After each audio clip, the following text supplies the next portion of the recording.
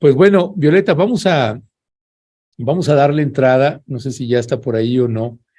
Vamos a platicar con Alex Sierra, que él es investigador asociado del Centro de Estudios Sociojurídicos Latinoamericanos del CESCUL. Ahí en Colombia también colabora mucho con Global Exchange, y él precisamente coordinaba también los grupos de la observación electoral en las delegaciones que estaba llevando a cabo Global Exchange, invitando a algunas periodistas y miembros de organizaciones. Un hombre que también le tocó coordinar pues caravanas que han ido desde Centroamérica hasta Nueva York, o caravanas en las que me ha tocado participar también en Colombia, precisamente recorridos muy interesantes. Alex Sierra, un conocedor de la política latinoamericana y un conocedor de también la política en Colombia. Así que le queremos agradecer a nuestro querido Alex Sierra, que ya se encuentra aquí con nosotros. Y pues bienvenido, Alejandro, me acompaña Violeta Núñez. Bienvenido, nos da gusto que nos acompañes. Muchísimas gracias, Ernesto, a todas las personas en México y en los países de América Latina que nos ven y nos escuchan a través de tu medio. De verdad, muchas gracias por la invitación. Siempre un honor estar con ustedes. Muy buenos días, muchas gracias. ¿Cómo Pues estás, bueno, Violeta? Un gusto. Pues gracias, Alex. Pues vaya tromba que está cayendo allá en Colombia, una tromba política importante, y nos gustaría, tenemos unos 20 minutos para la entrevista, Alex, y nos gustaría, si te parece bien, también contextualizar un poquito cómo ha sido el gobierno de Gustavo Petro, porque ha tomado decisiones importantes, intentos también de reformas constitucionales muy importantes también, y claro, el golpeteo político pues está a todo lo que da contra Gustavo Petro y su corriente política. ¿Cuál es, para poder contextualizarnos un poquito? Cuéntanos, Alex. Bueno, Ernesto, yo diría que lo más importante es que estamos justamente por estos días, estamos a un año largo de la posesión de Gustavo Petro. Y fíjate que en los Estados Unidos, a propósito de solo una reforma, el Obamacare, que generó pues una gran expectativa para los norteamericanos ya hace unos años, pues también se generó una tensión política enorme, pues porque este tipo de reformas generan tocan intereses sumamente importantes en lo particular y en Colombia, por ejemplo, de empresarios que llevan años haciendo muchísimo dinero con la salud pública de todos y todas los colombianos. En el caso de Obama, estamos hablando de una sola reforma. Petro se ha propuesto unas reformas estructurales que a mi manera de ver son tremendamente valiosas, pero muy ambiciosas. Y esto le ha costado las alianzas que había logrado, diríamos, en gobernabilidad de cara a su gobierno.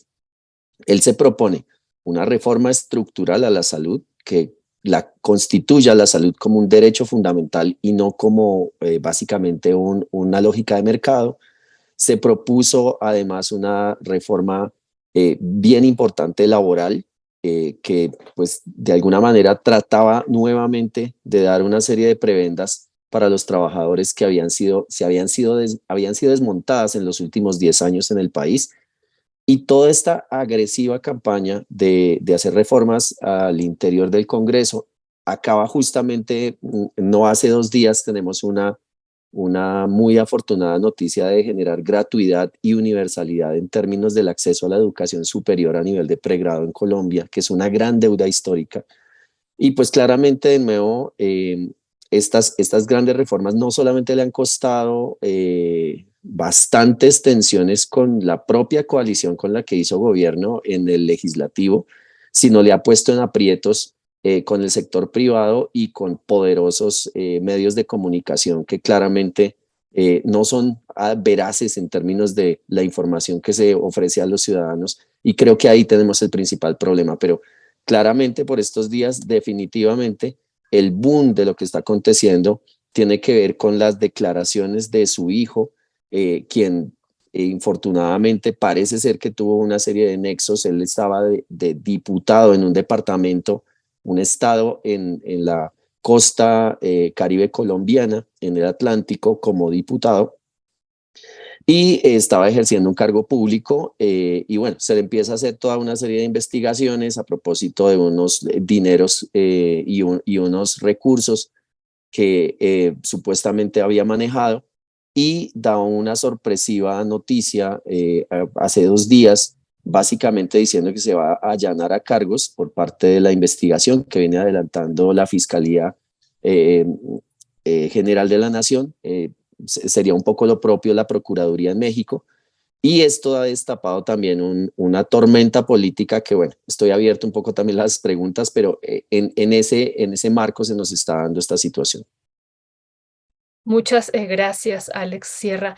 Pues hay mucha preocupación desde acá, desde México, cuando nos enteramos de la noticia, pues nos preocupó, nos alarmó, pues porque realmente nos vemos como pueblos hermanos y que estamos tratando entre varios países de América Latina hacer una transformación, y bueno, por eso también estamos alarmados. Pero bueno, esta detención de Nicolás Petro, ¿cómo estaría afectando estas reformas estructurales que ya nos está comentando, que nos parece muy importante y que, por ejemplo, no sé, también ahí si nos pudiera comentar de esta reforma fiscal que fue con lo que partió el gobierno de Petro, y que también hicimos algunos comentarios acá en México al respecto?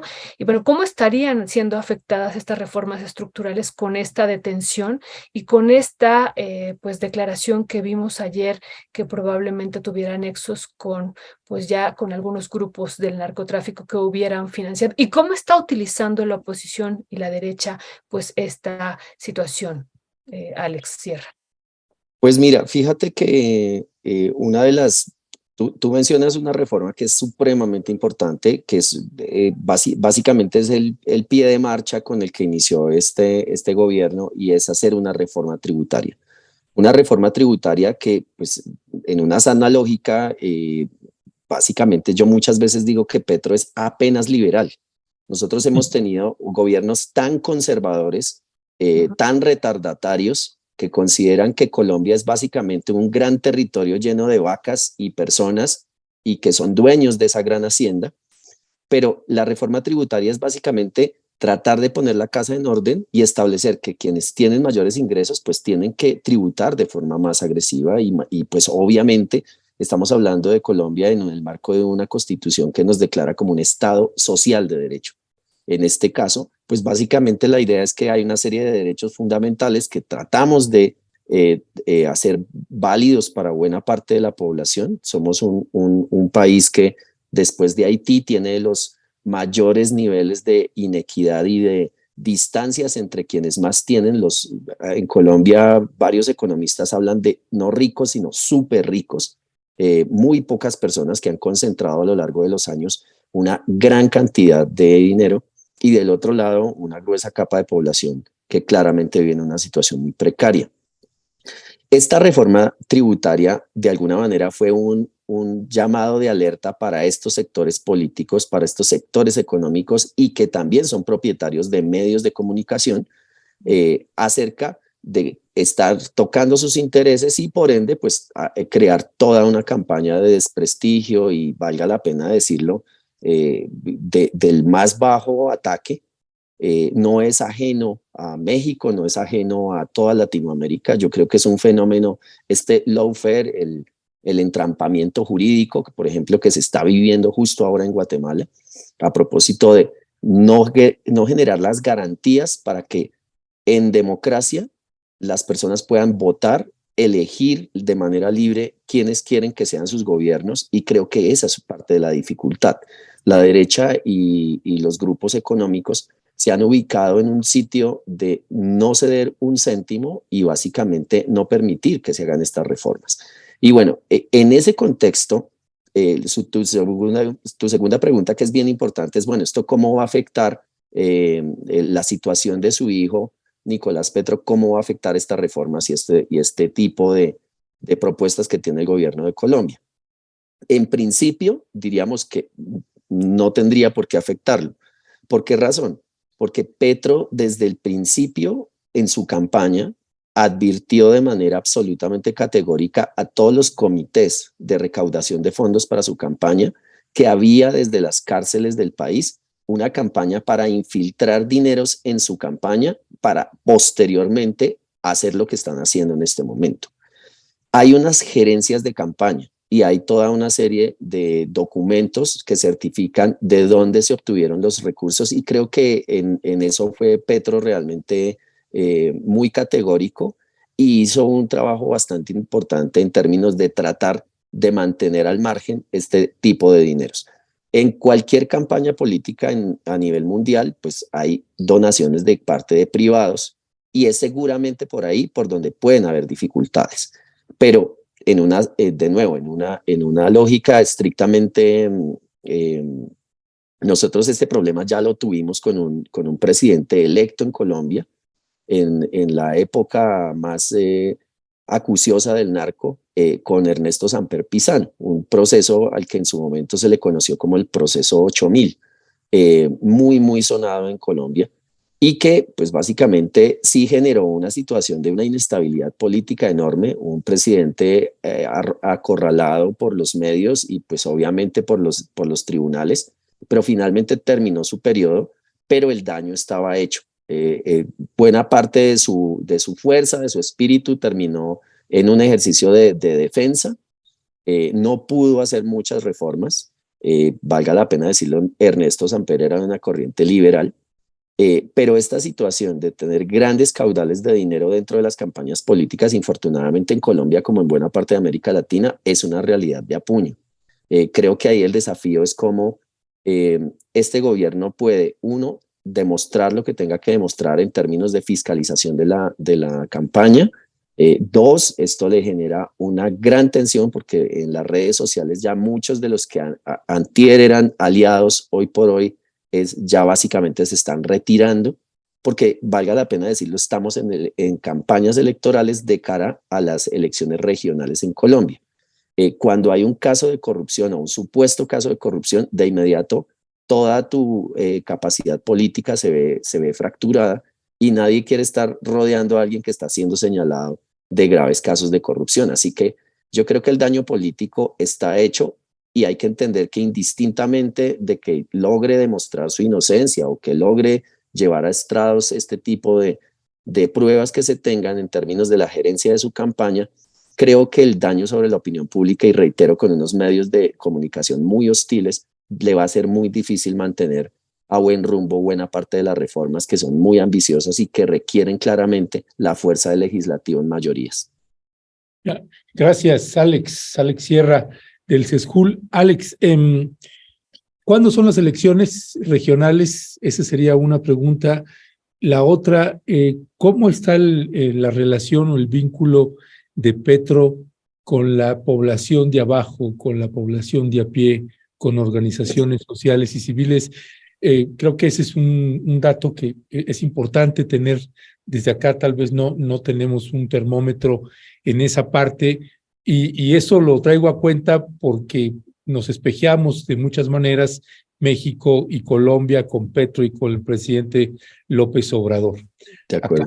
Acá el presidente decía pues que pues era muy loable y se hablaba muy bien de Petro, decirle a las autoridades, ustedes procedan y nosotros no vamos a intervenir, aunque sea mi hijo, palabras más, palabras menos, es algo que señalaba el presidente López Obrador.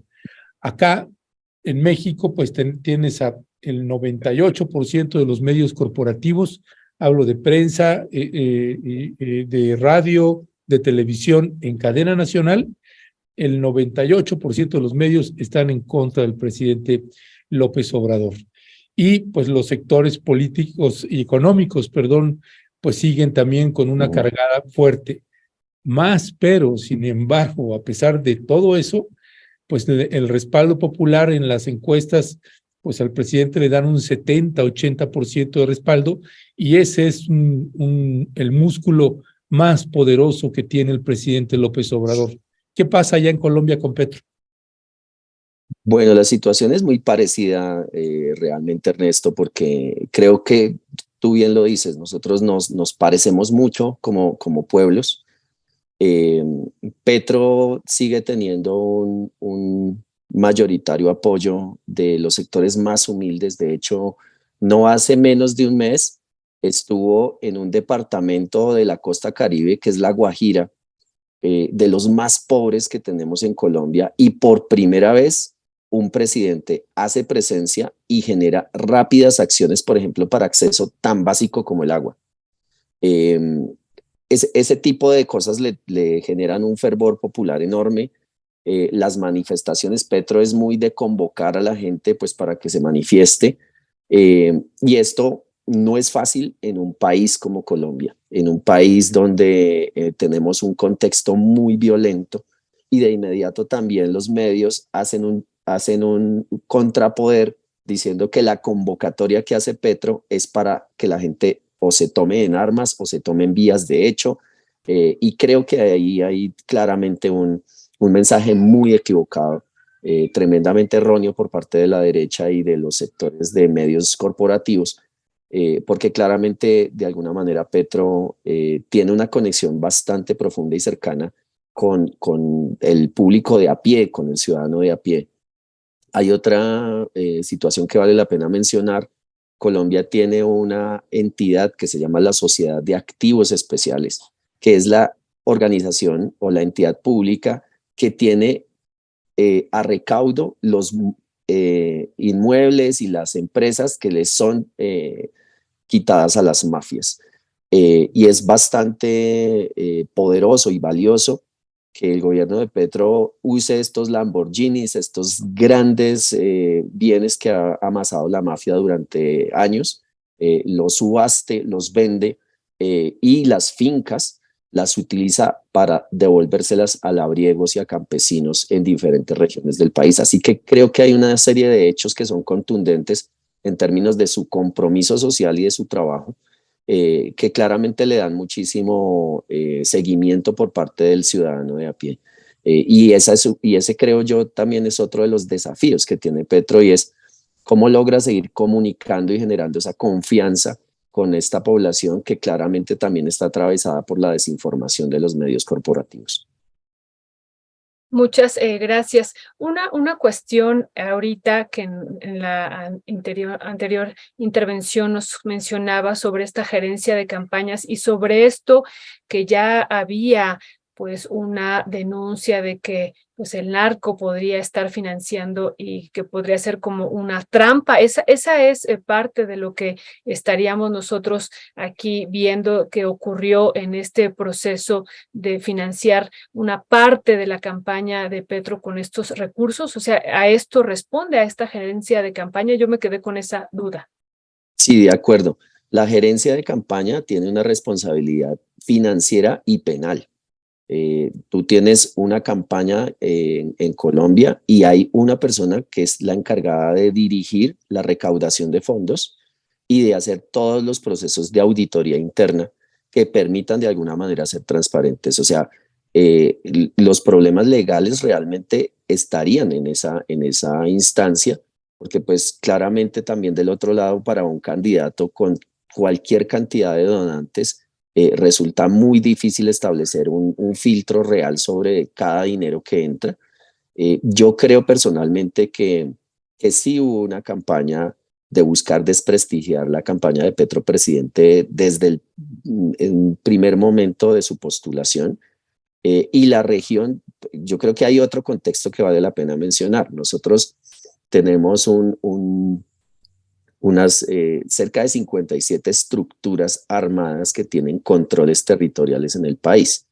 Una de ellas, la más importante, llamada Clan del Golfo, eh, tiene el control territorial de 14 estados, ha hecho paros armados donde detiene absolutamente cualquier actividad económica en 14 estados, departamentos, decimos nosotros, con una población tan grande como la de Nueva York o el Cairo, y con una disposición territorial tan grande como Nueva Zelanda.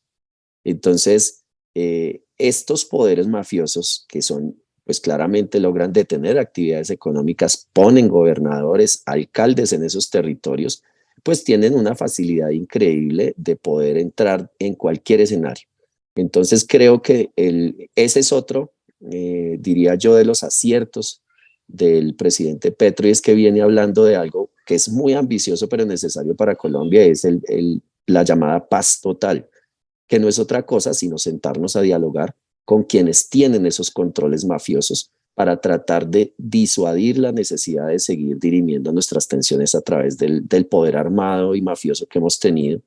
Colombia tiene más de 2.5 millones de personas asesinadas en los últimos 30 años y tenemos pues dos récords infames en el mundo. Tenemos la mayor cantidad de desplazados internos en un conflicto bélico no declarado, más de 8 millones de personas, y tenemos 120.000 desaparecidos como resultado del conflicto armado y social. Entonces creo que ese llamado de una paz total es apenas necesario y también vale la pena decirlo. Ahí entra un papel muy importante el ejército y ciertos sectores de las fuerzas militares, pues que claramente han hecho unas fortunas incalculables debido justamente a la anomalía de una presencia armada en diferentes territorios del país. Y ese es todo un tema, mi querido Alex, que después nos gustaría poder hablarlo más a profundidad. Te preguntaría sobre, en este escenario político, en este contexto político, ¿qué papel está jugando Francia Márquez? Bueno, Francia claramente hay una cosa bien interesante, es que tal vez uno podría decir que Petro y Francia cumplen eso del juntos, más no revueltos, porque obedecen claramente a causas un poco distintas.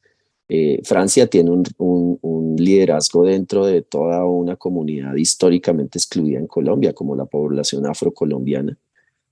Francia está muy volcada también a hacer un papel, valga la pena decirlo, la vicepresidencia en Colombia. Históricamente siempre ha sido un cargo tremendamente protocolario y muy burocrático.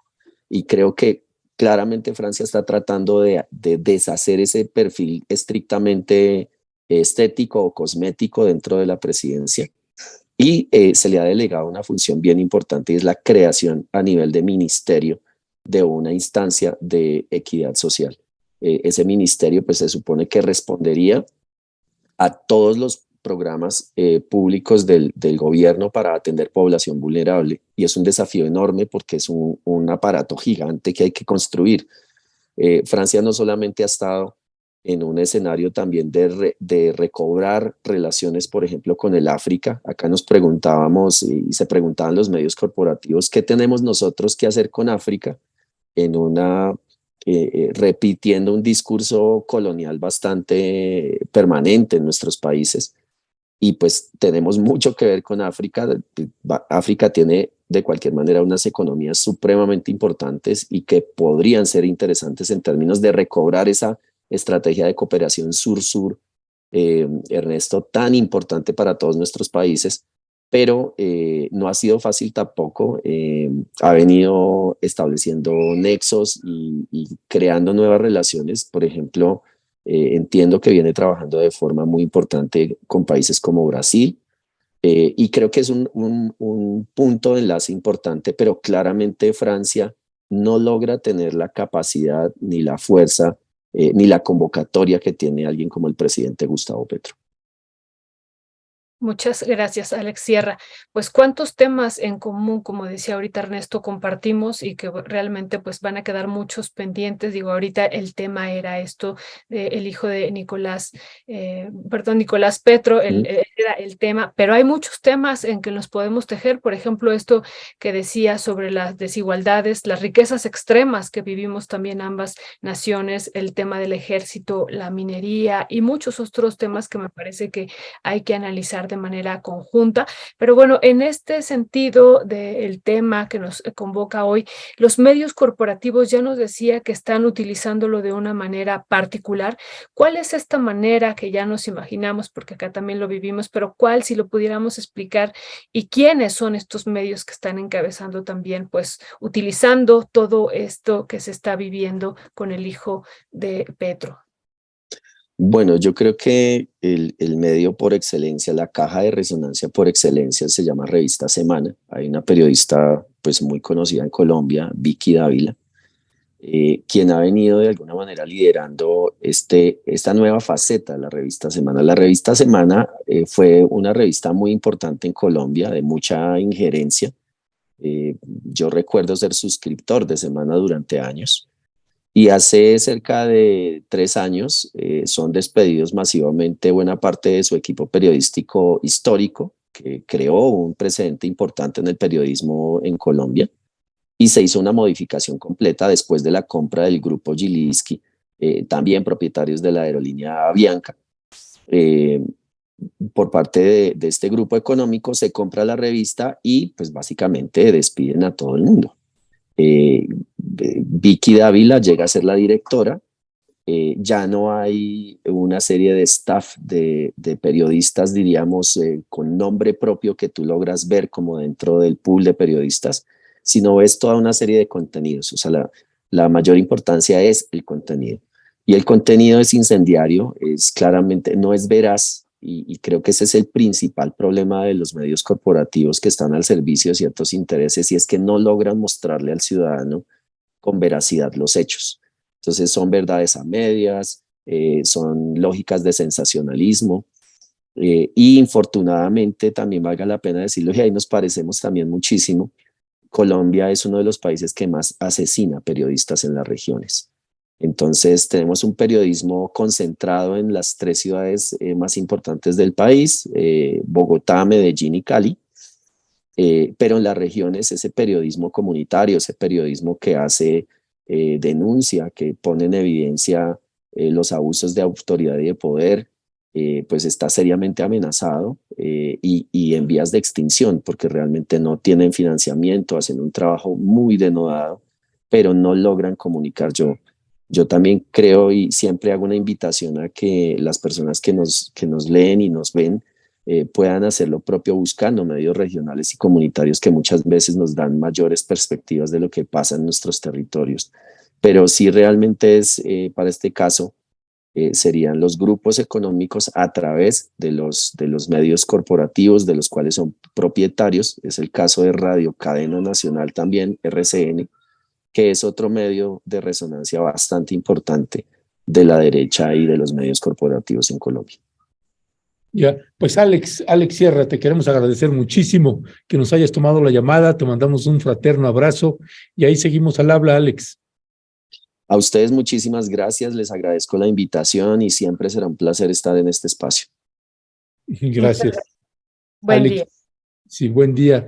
Pues escuchó usted a Alex Sierra, un muy buen amigo, y además, pues él es investigador asociado del Centro de Estudios Sociojurídicos Latinoamericanos del CESJUL en Colombia, y que ha hecho además pues un amplio recorrido por toda América Latina, también para entender las realidades políticas, económicas y sociales de las distintas geografías de nuestro continente, el querido Alex Sierra. Y sí, Violeta, pues colocó ahí varios elementos interesantes, ¿no? Muchísimos, Ernesto, muchos temas que decimos van más allá de lo que está ocurriendo ahorita. Qué grave lo que está ocurriendo, y como decía él, pues es algo que se esperaba también, digo, no vivirlo así, pero que los grupos del narcotráfico querían financiar para después, la campaña para después salir con una situación como esta, Ernesto, como una especie de trampa, ¿no? Sí, y por eso también le pedíamos primero un poquito de contexto para saber qué había estado pasando, porque sí, como bien le señalaste, esta propuesta de reforma fiscal con esa inició, y cómo se lee y se entiende desde las distintas geografías, ¿no? Porque por un lado nosotros decíamos, pues eso queríamos que hiciera el presidente López Obrador, la reforma fiscal, pero hay que entender los tiempos políticos, cuándo es posible o por lo menos factible y cuándo no. Y por eso a veces uno se puede aventurar con iniciativas como reformas, como una reforma fiscal, pero si todavía te falta amarrar algunas cosas para que tenga más posibilidades, pues ese es el timing político que luego se intenta tener o que uno le va tanteando y viendo cómo se conduce cada cada mandatario en sus distintos países con sus distintas realidades.